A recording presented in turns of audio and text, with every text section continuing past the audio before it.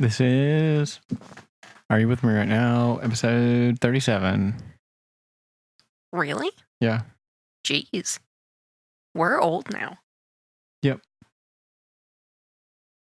Well, hello. Hello. Oh, wait. ASMR.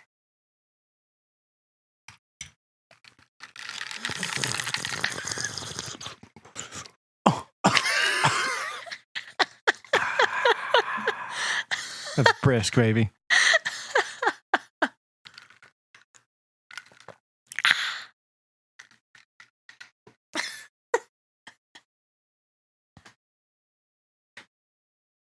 Well, hello. What do you want to start with? I don't care. I talked to my dad. Well, I don't care either. When did Dad call me? Yesterday? Yep. He texted me. He asked when a good time to call him was, or for him to call was. And I figured it had to do with the house because I had just talked to my ex-wife's fiance, and his brother flips houses. One of my older brothers had already suggested, let him know because he takes houses like this and sells them. So I was like, yeah, that's a good idea. So we just happened to, be in the same room with the kid. I just ran it by him, and then his brother texted me because I've worked for his brother before. I know his brother. His brother texted me and said, hey, it's me, blah, blah, blah, because we hadn't talked in a while.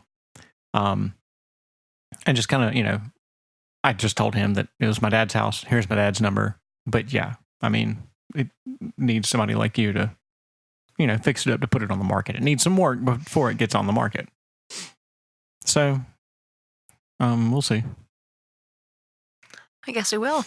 Yeah, and so he called me. And he kind of started giving me the story. And I'm like, yeah, I was like, I gave him your number. And he's like, oh, okay. It was kind of a normal conversation. I didn't have a ton to say. He brought up more than I did, I suppose. It never really got too awkward, I guess. I kind of just answered questions about the house. He was curious about the new house. But he didn't, it was a step in the right direction. There was no any sort of anything about, he wasn't like condescending and he wasn't mean and he didn't bring up any old feelings and all that stuff. So, which is really encouraging. Yeah. Considering this is now moving into the territory of you moving out of the house and your dad having to deal with the house. Yeah. Because you've predicted that the bottom of your relationship is still ahead of y'all. Yeah. Regarding the house and the work it has to have done on it to be sold or to have anything good come of it, Yep. So it was really nice to hear. When you said your dad had called, I was like, whoa, what happened? But, yeah. Because we talked for a while, I guess. 20-ish minutes, maybe. Yeah, your kid and I just kind of realized that you had disappeared, so we just yelled, Daddy! And you eventually came back. Yeah. So that was about that. I don't think there's much more to really put into that. I think I've actually, once I realized I was giving it too much brain power, I'd stopped. Must be nice. Yeah. It is. The ability to do that must be nice. Yeah, it is. Uh-huh. So anyway, your dad. Yeah. I'm not... So I had breakfast with my sponsor this morning, and that was really fun. I missed her. And last time we had coffee, it was kind of awkward. So... Wait. Your surrogate sponsor? No, thank you for asking. My OG sponsor. Okay, yes. She's not in the program right now. She's just my friend right now, I guess. But yeah, we had coffee. Last time we sat and talked, it was a little awkward. There were some quiet spaces, but this time it was nice. We just got a serious catch up, and it was good to hear from her. And that was fun. But I let her know that I'm going to see my dad soon. In about 2 weeks, I'll be seeing my dad in person. I don't think I've seen him since New Year's, since before I met you. I think. We probably have, but I don't remember. Not that I recall. I think you're right. Because You would have known. I would have told you. Yeah, probably. Oh yeah, I would have told you. So I haven't seen him since January, like 1st or 2nd. And I have not spoken to him since April.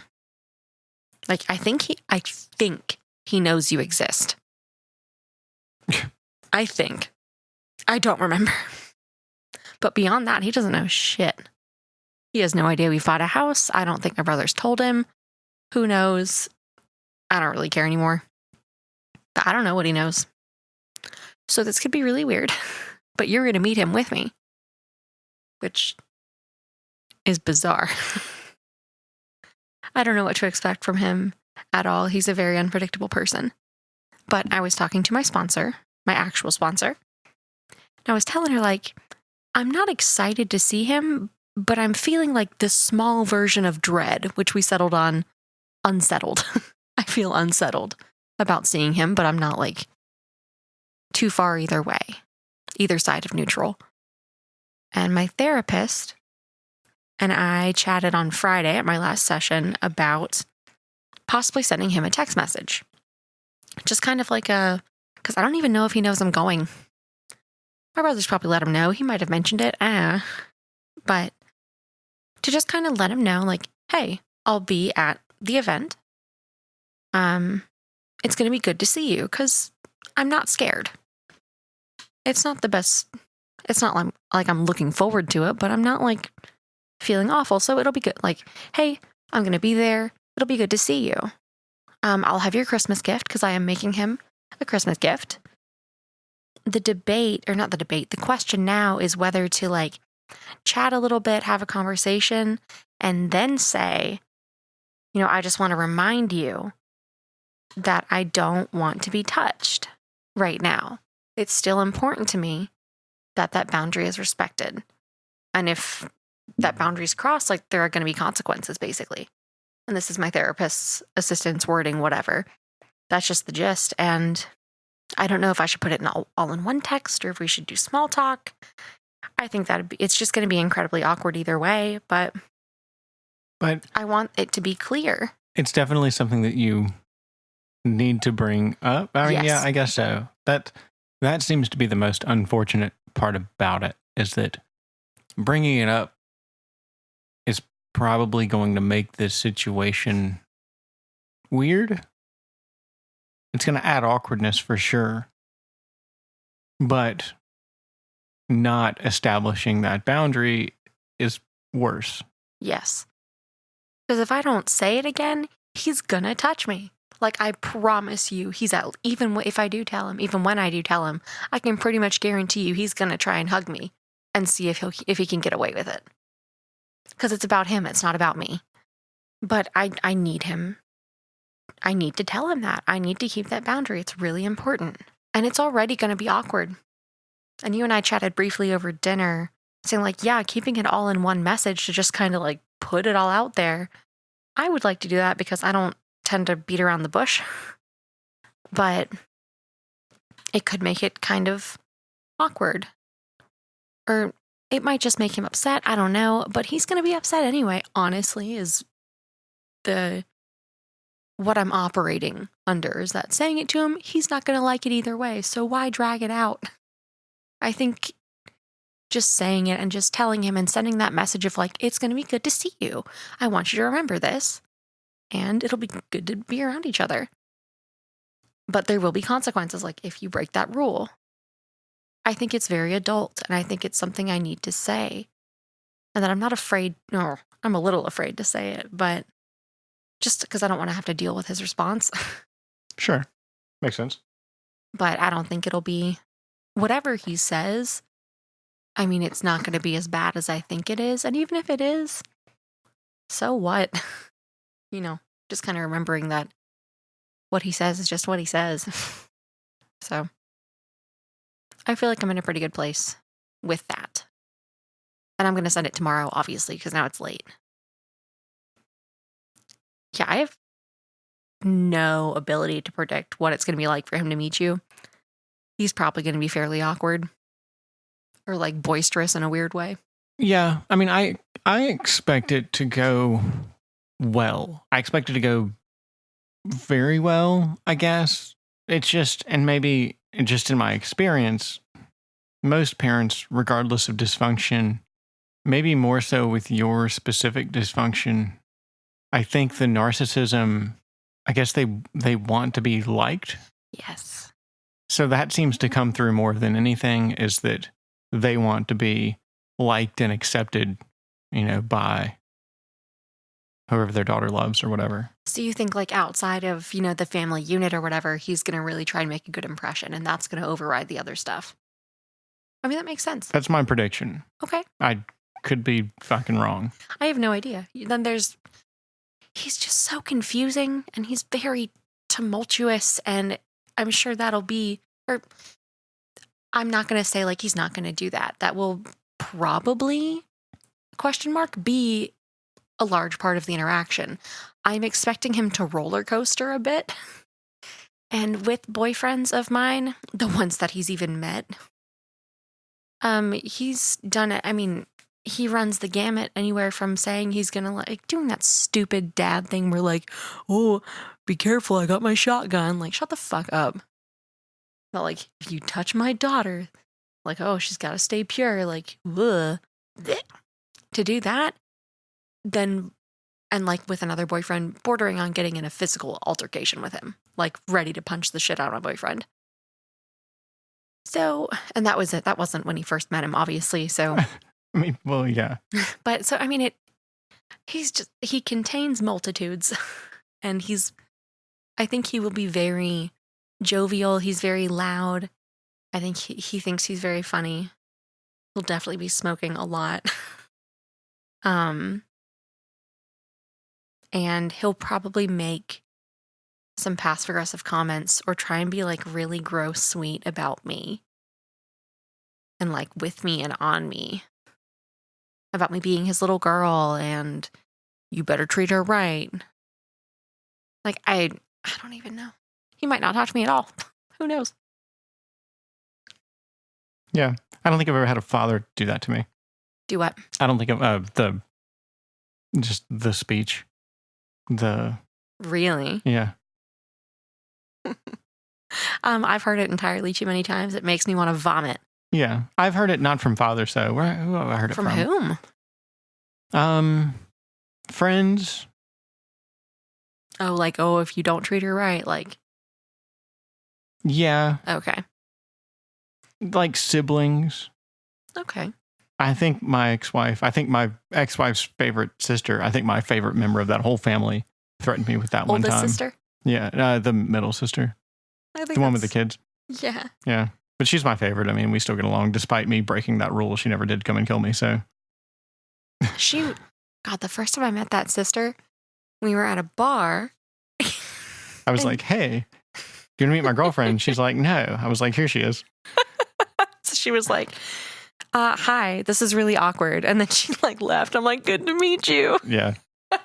She's funny. Which is incredibly endearing. I think she's hilarious and very straightforward. And I love that. She really is. I still maintain, I love her to this day, obviously. I see why. Yeah.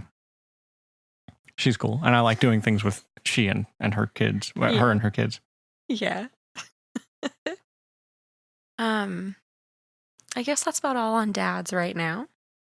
Yeah. I mean, I guess kind of to cap that off, that I agree with you. I think, regardless of, I mean, I think my prediction stands, but, it's still, it could be all superficial, just trying to. Pretty much guaranteed.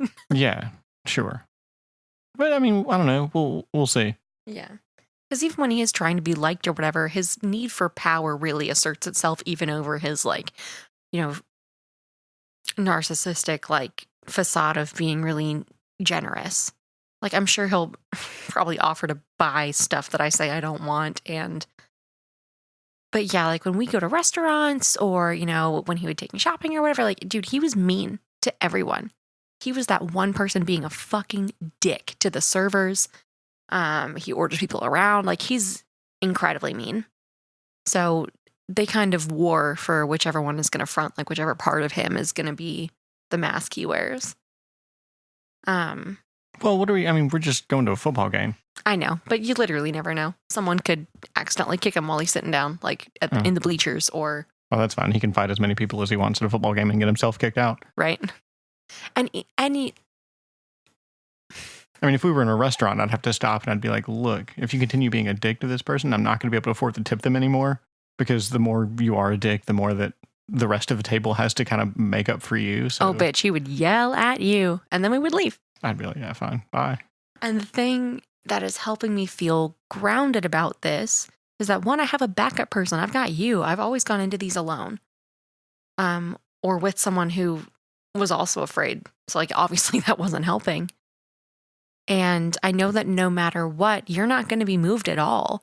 So, I mean, if he's going to be a penis face about it, then we're just going to leave. Yeah. And you will back me up 100% on that. And therapist and I were saying that you might even help me see things that I'm not able to see in the moment.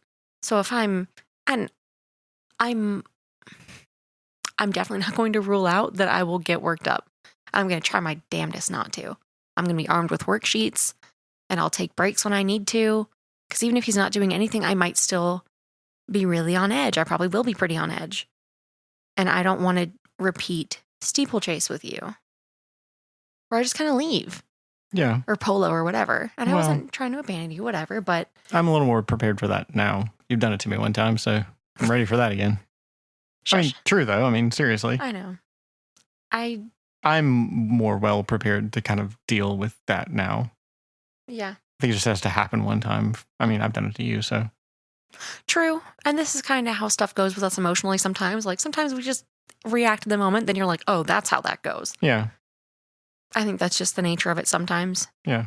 So I'm not still punishing myself for doing that. I am still sorry I did it, but I think it just happens sometimes. Fair enough. Yeah, but I'd like to do my best to not get to that point.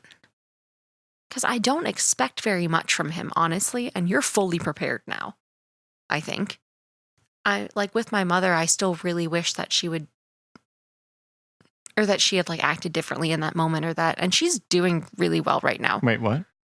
I said with my mom, even in the steeplechase or polo situation where she said something that really hurt me, it hurt so much because I was still hoping that she would say something else. Right. And my mom is doing a lot better. I'm enjoying talking to her. I think she's being really helpful, and she seems to genuinely be trying to care and support in a way that's not telling me that I'm being dumb. And my dad, it's a process, and I don't know that I'll ever be fully done wishing he would say something else, but I really don't realistically expect him to be any different than he's been this year. Well, you're struggling hard to always gain independence from these two people. Yes. So I think that has a lot to do with it, is that you're struggling to get away from them in a kind of a way. Whereas they're like, what are you doing? I am succeeding in being independent more so than I ever have. Yeah. So that is also helping in that I don't need a single bit of their help at this point. It would have been nice to get my mom's assistance with our insurance, but she didn't end up helping anyway. She wanted us to get a quote from USAA, and I'm like, we don't have time for that. Oh, sure. So I just didn't. We've bought a house without input from anyone in my whole family, which is, some people might say that's really weird, but that's exactly how I wanted it. And I didn't need to lean on them or have them, dictate my choices or whatever. And that was really important to my, revolution. Mm-hmm. It's much more real that I am independent from them now. And it's I practically live a life that is independent of them. I don't have to rely on them for just about anything. Yeah. But I think that was part of that struggle there. Yes, very much. And with your mom at least. Yeah. So it's just slowly coming to fruition where I am independent from them, and we are independent from them, and we are dependent on each other and independent as a unit, and that's really cool. Mm-hmm. Your support has been a really big deal for this. So yeah. Thanks. You're welcome. I mean, same. It's, Mm-hmm. I mean, I always call you my surrogate therapist. I don't know how my therapist feels about that, but Oh, no. I don't Have you asked her about No. Sometimes she'll kind of remind me that, I guess in my case, you speak from experience a lot, which makes a lot of sense. Yes. She reminds me sometimes that our experience is similar but different. So, yeah. It's different when you're speaking from experience and when you're speaking from, like, gained knowledge, I suppose. What do you mean? Tell me what gained knowledge is. Like from your schoolwork, like when we start talking about addiction and stuff. And I mean, yeah. And that I can tell you're reading from the pages that have been ingrained in your brain versus both. Yeah. Well, yeah, sure. Right. Okay. So experience and the knowledge to back it up. Yeah. Different things that sometimes overlap. Yeah.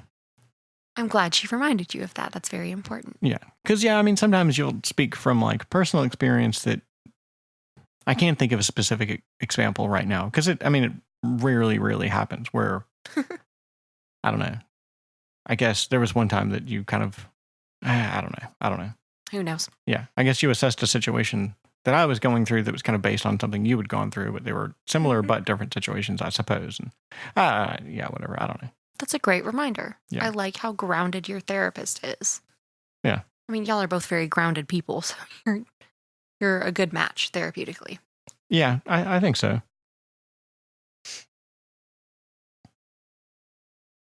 But yeah. I mean, I think your support's been really helpful, like that we're dependent on each other as a unit. I said that sort of as like a takeaway from, God, what was that? The attachment book we were reading a million years ago now. Attached? Yeah. For the first few months of our relationship. I haven't read it in a long time.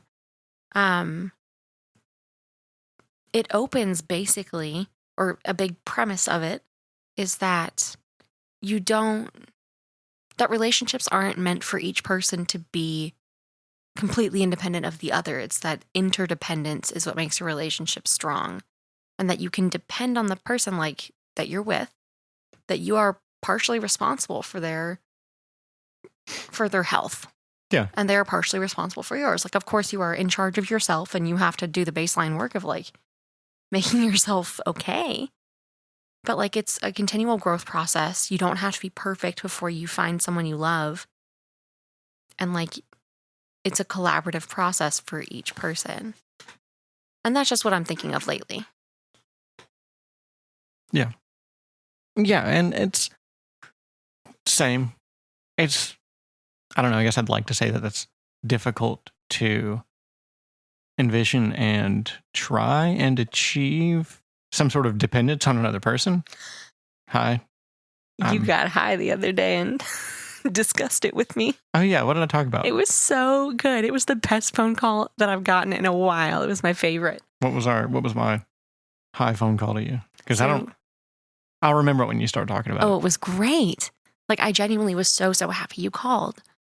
I don't remember what triggered it, but you were talking about how difficult it is for you to depend on anybody else.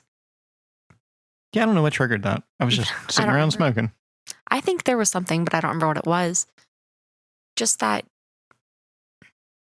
I was probably watching YouTube videos or playing WoW or whatever. Probably. And, oh God, I don't remember the details of it now, but it was essentially that you've just always done things alone. Yeah, whenever it's like I'll get, I don't know. I mean, I guess you could say I get bored with a person, but I mean, not really. But yeah. I mean, it's more like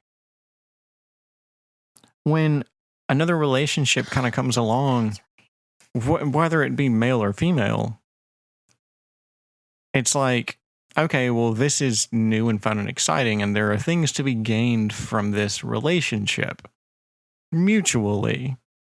And so I've just had a tendency to kind of dive into other relationships without really caring that I was responsible for the other person's emotional health in some sort of way. Because you guys, and that was it. That was the big thing. Thanks, let me break in.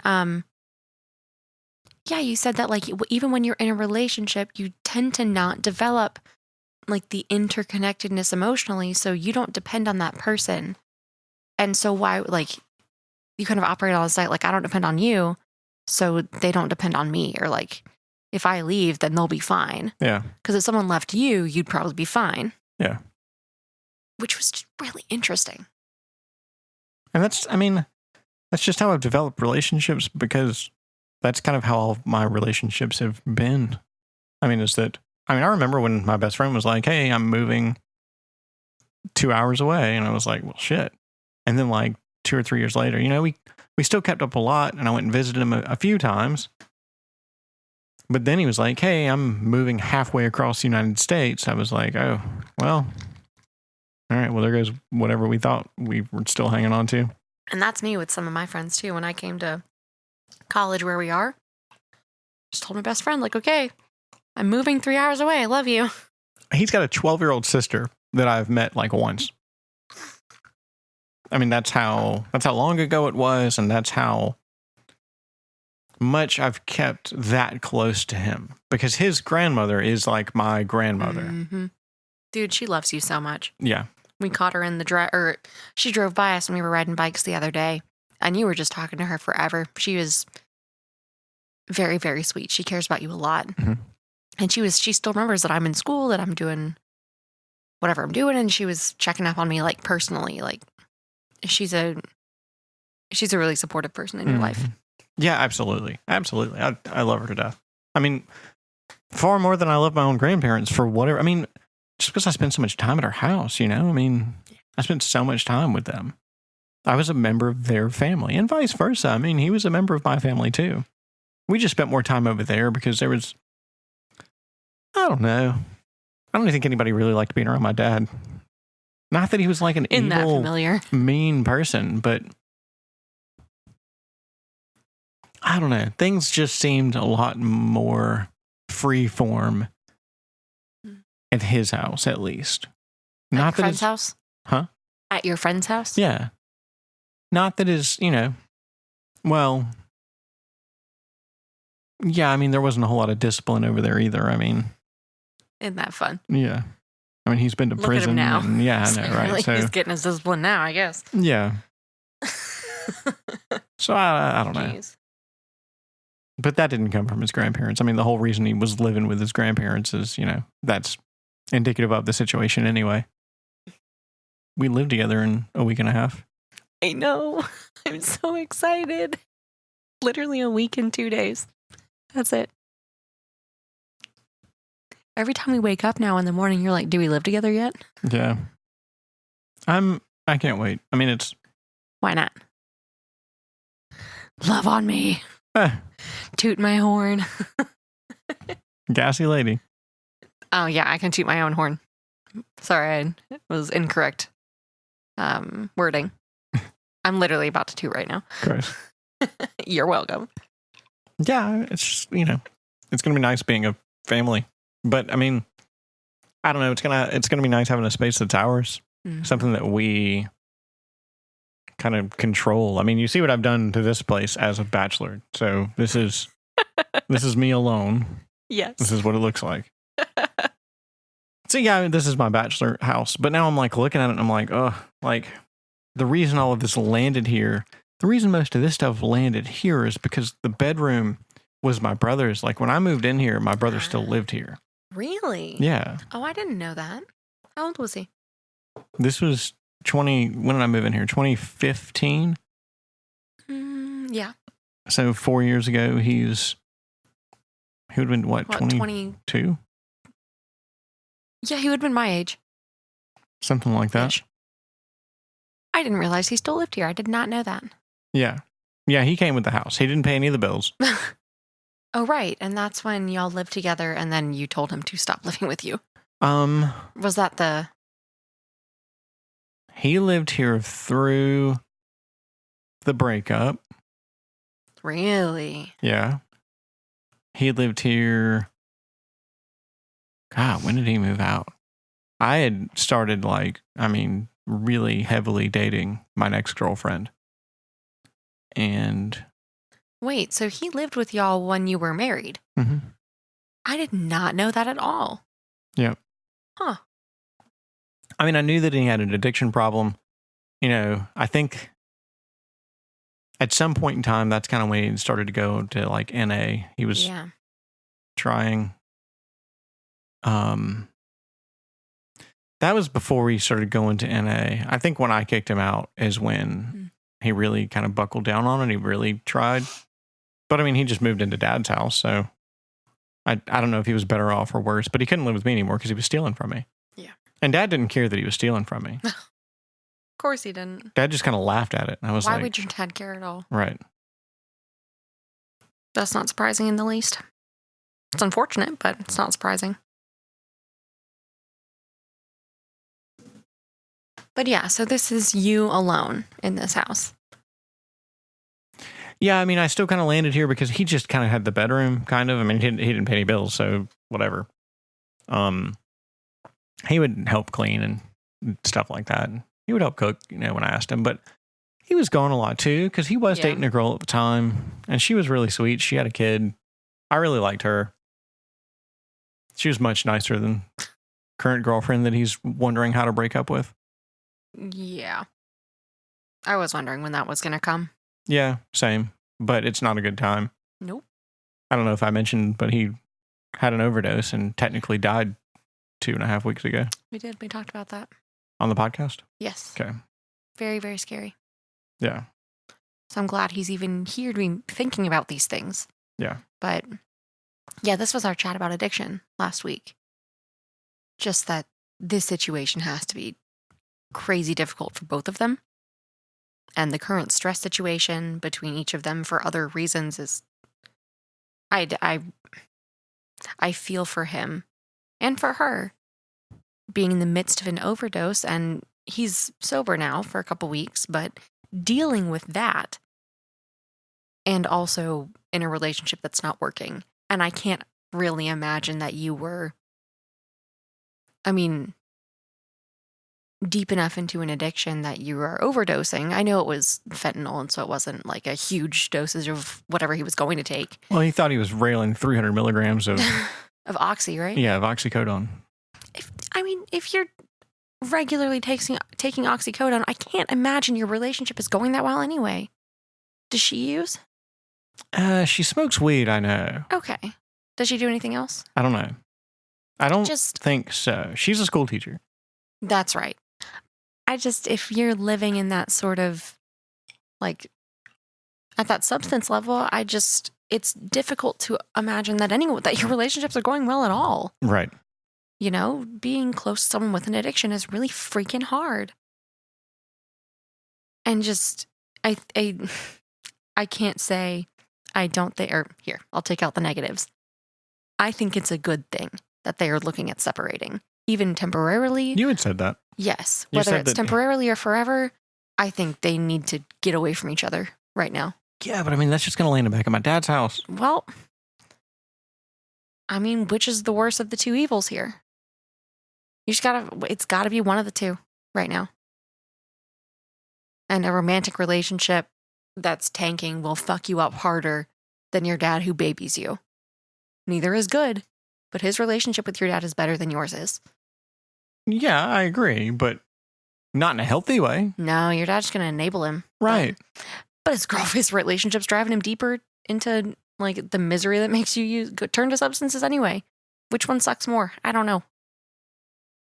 There's got to be an answer here. I guess. I'm on the side of please break up with your girlfriend, even temporarily. That is fine. Take a break.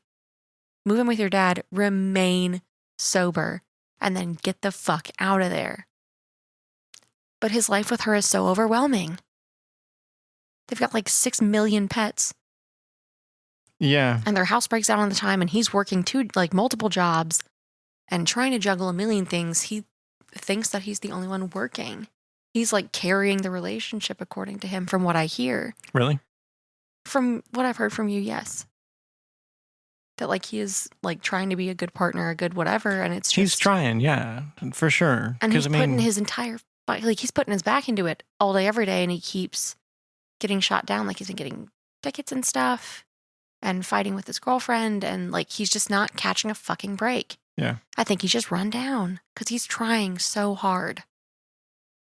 And I don't know how she is. I don't know anything about her side of the relationship, but your brother is honestly doing his very best. She's a weird feminist. I have lots of issues with her because she's very hypocritical without realizing it. And I guess maybe that's hypocrisy. And maybe not meaning to. Yeah. I mean, that is hypocrisy, I guess. But just, I'm not trying to bash her. I'm just saying that that's an overwhelming situation. And getting out of it, I do not think would harm him at all. I mean, it's going to suck because breakup, but it sounds like he's ready to get out, or at least getting close to that point. Yeah. Otherwise, why would he have asked you that question? Yeah. I wish I could spend time with him. I don't know how to even spend time with him. What do you mean? I don't know. Just go and hang out with him. Go hang out. Go get some food. Yeah. I mean, maybe I'll see what he's doing tomorrow night. Yeah, that's a good idea. I don't know what the fuck y'all would talk about because my brother and I don't talk about anything other than our cat. Yeah. We talk about everything, but... Okay. I don't know how to talk about deeper stuff, but with brother. Oh, yeah. I'll talk about anything, so... Good. I think that's a good idea. Go hang out. Yeah. See if he's around. Especially after that question. Yeah. Sounds like he needs to talk. Yeah. Yeah. Yeah, I mean, sometimes I wonder, like, when do I, like, call in the cavalry? Like, when do I loop my other brothers into the situation? Like with my dad or with my brother now, or... Huh. Wait, what do you mean with your brother? With my little brother. Well, yeah, but, like, what do you mean? Looping them in for what? Like, hey, he almost died. That is not your place to tell them, in my opinion. Outing him in that way is not a good idea. He was super ashamed to even tell you, and it's not your Fair addiction or experience. Fair. But, I mean, the kid needs help. Yeah. Well, no one else can get it for him. Like, you can tell whoever you want. Like, I'm not telling you what to do. Like, do whatever you're going to do. But I would advise you against outing him in that way. It's just going to piss him off more. It's going to make him mad at you. And if he wants to get help, he'll ask for it. He can get mad at me. He'll get over it, though. Yeah. I'm not worried about that. True but, stories. I mean, if it's not going to help, then, I mean, getting mad for the sake of being mad is dumb. I don't think, telling everyone, then probably having them try and force them into treatment or something, you're not going to kick any sort of habit unless you want to do it for yourself. I mean, addiction is literally just a shame cycle. It's horrible. Sure. And getting people, I don't know, like getting your family on, like, in the know. And I don't know if I'm speaking from experience or gained knowledge, but I think there's a lot of gained knowledge in here. And there's both. So just kidding, there is both. Well, I mean, but your experience here is valid, though. This is one-to-one experience. Yes. And I have both in this situation. Just that addiction is so awful. It's sad and it's messy, and it is just shame-driven in every single aspect. The more people know, the more ashamed you are, the more you want to do whatever you do to escape that shame, and you just keep doing it because you don't want to feel any of it. And people telling you that you need to stop doing it isn't going to make you stop doing it. It's just going to make you feel worse. And I know he needs to hear it, or I'm sure he does. It seems like he's doing pretty well being sober for 3 weeks on his own. Yeah. Cold turkey after a fentanyl overdose. Well, he didn't mean to do fentanyl, according to him. Well, that's fine. He knew there was something fucked up about it before he took it. He has not relapsed. That's incredible. Well, I assume he hasn't. As far as we know. Right. That's a big deal. Yeah. So, I don't know, pushing someone to get treatment won't make them... Well, I think it's more of a situation of like, hey, your brother almost died. Maybe spend some time with him or something. You can... Okay. not push them into treatment. I mean, that's not my angle, at least. I mean, maybe it would be from theirs because that is what people tend to lean on. There is my lived experience of like, if you tell the family, they're going to push them into treatment. Sure. That was my entire experience. So thank you for delineating those. I don't know what your family would do. So that was an incorrect cognition. Well, no. Well, yeah, your family's not mine. Whatever. Okay. But, I mean, I think that's a great thing to do. Maybe not say like, he almost died. You could definitely tell your brothers, hey, this brother over here, like he's going through some tough shit. I think I think he'd really appreciate some support from y'all. Why don't you go reach out and see how he's doing? You might not need to say, yeah, he almost died. I get that adds like a lot of urgency to it, and it would let them know. But just letting them know we need some support, that's a great idea. Yeah. Yeah, maybe I'll just do a group text to the two of them and just tell them, hey, reach out to them and try and hang out with them. So go spend some time with them. Go spend some time with your brother. Absolutely. That's really good. Yeah. We're going to live together. We're going to have a sleepover every night. Your daughter asks me all the time, she's like, are you going to sleep over? I'm like, in like a week and a half, I'm going to sleep over with you every single day. I'm really excited. I hope this isn't a negative thing. Okay, go. The overriding feeling, at least, is just that I'm going to have a space to call, that I'm going to feel like I belong somewhere. Okay. I don't think that says anything about my lack of excitement about our relationship. I'm certainly excited about our relationship. Definitely the greater feeling for me is to have something that I'm just, like I just live in my own space now. In our space. It is our space, but that's kind of what I was trying to get at, I guess, or seeing if I could elicit from you when I was saying, like, why are you excited? Yeah, I got that. Yeah, because I know. Yeah. I can tell.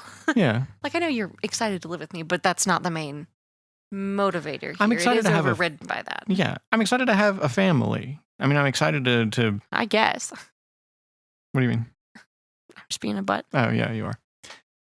No, I'm definitely excited to have a family. I mean, I'm excited to have like a partnership and having, we both do very well with, well, I can speak from my perspective. You do very well with like teamwork and like helping me do things and being supportive and leading when I need you to lead and that sort of stuff. So, I mean, there's excitement in that. Yes, a lot. But thank you. I needed to hear that. Yeah. Oh, yeah. I love you. And this is very much about us. But this is also from my angle, from my perspective, this is absolutely like my deepest problem in life right now is having my own space. Well, and having not just my own space. I keep referring to it as my own space, but I know what you mean. Yes. I mean, with us together, like our space, something we call ours, But I say that too. It's somewhere that I own. It's mine. Yeah. Right. And it is yours. Yes. It is ours. When I say it's mine, it's yours too. And that's very Maslow's hierarchy. Like, I got minorly butthurt. But like... What do you mean? About that, like, it is... That there's less excitement about it being our space rather than like to get out. Or it's like to have your own place. I don't know. Like those two... Every now and then they compete a little bit for me, and I feel that like it's fine. I'm not upset at you. Like just a moment ago, I got minorly butthurt. That's it. That's normal. Yeah, I know. That's what I'm saying. I'm just noting it. Shut up. But that's very Maslow's hierarchy. Your needs as a person come before a relationship need. That's not like they cancel each other out, whatever. But that is the underlying need in your life right now. Well, sure, but this, I mean, as well as. Like this problem is so like deep rooted and like ongoing and like unsolvable and all of that shit too. Yes. And so getting your own place, family or no, is like a step out of survival for you. Yeah. You're like, this situation is just part of your life. That means you have to live in survival emotionally or whatever, with your dad. Like this is a battlefront. Yeah. Because the issue, the circumstance that I'm in now started in 2012. Yeah. Yes. So no, that's like, I get it. It's a need. And that's great. Yeah. that we're getting out of that. So that's just I just feel like that's such a heavy burden Yep. that I'm finally shifting off of my own shoulders. And it is finally, that's 7 years. That's a long time. Yeah. So congratulations. That's a victory. Yeah, I agree. It is. But I mean, but now also, yes, doing it with you feels, I mean, that's a victory as well. And that like, it makes it better. It does. I mean, but there's a lot, I don't know, there's a lot to be said about, I guess that I've found someone that I like love because apparently I love people with fucking BPD. You're fucking welcome. I'm a delight. But you are. I mean, really, genuinely. And to me, and even seemingly to yourself, you know, I mean, that I guess I'm glad that I didn't know you before I met you. Oh, yeah, dude, me too. We would not have done well at all. If you were anything like my most recent ex-girlfriend, who was the worst basket case I've ever met. I was. That's scary as shit, but. Yes. I agree. I scared the fuck out of myself on the regular. Yeah. Yeah. So no, we met at just the right time. Yeah. And we seem to be a pretty good match. I mean, well, I'm understating that, sorry, but. No. I am. Oh, well, true. That's my nature, to understate emotional things. Avoidant man. Yeah. But no, and that's the foundation, is that we do click really thoroughly, just the ways that we are. But what makes us work is the daily, weekly, monthly work we put into ourselves and each other and our family. Because I did like 5 million dishes earlier this evening, and you cook for us every single night, and we do a podcast. And you support me in parenting because it's hard, and vice versa. Yeah. You know, it's not like we just kind of did great. You're like, yeah, like we matched, time 5. And then just stopped. You know, I read something about that earlier today. It was some Tumblr post, which means it probably didn't happen, but it was like some conversation that someone had with an older woman, like, and it turned to this, like, the subject of love, and someone was saying like, oh, I wish I could find someone that loves me that much or whatever. And the elderly lady was saying that, you know, she was Mexican or Hispanic at least, but she was speaking about temples and stuff. So I was thinking Mexico. But you know, do you think any of the elders like just found beautifully decorated, like spaciously built temples just on their own and said, okay, like let's move in here? Or do you think they found a flat slab of land near a river and said, okay, we can work with this, and then built up the entire, you know, city around themselves? Like look for a strong foundation, a level patch of grass, not a hidden city. And then you have to make something strong. I don't know if this has anything to do with that, but one of Jordan Peterson's 12 rules for life is... I'm going to get that on audiobook like right now. Is to make one room in your house as beautiful as you can make it. Uh-huh. And it has something to do with the appreciation of beauty. Mm-hmm. I don't get it yet. I'm not... His other rules are all pretty clicky for me. They're what? They click for me, I guess. Okay.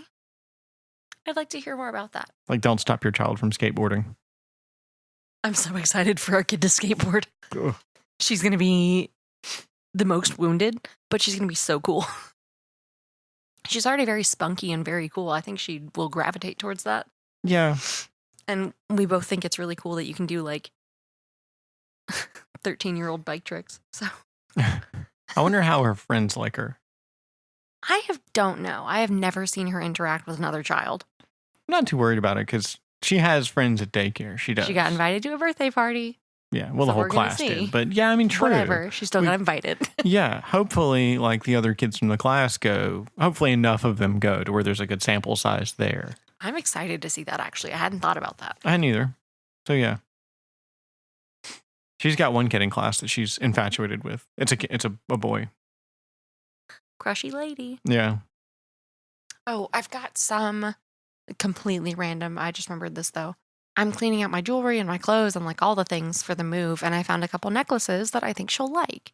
So I've got them. I'll leave them for her. Can you give them to her tomorrow?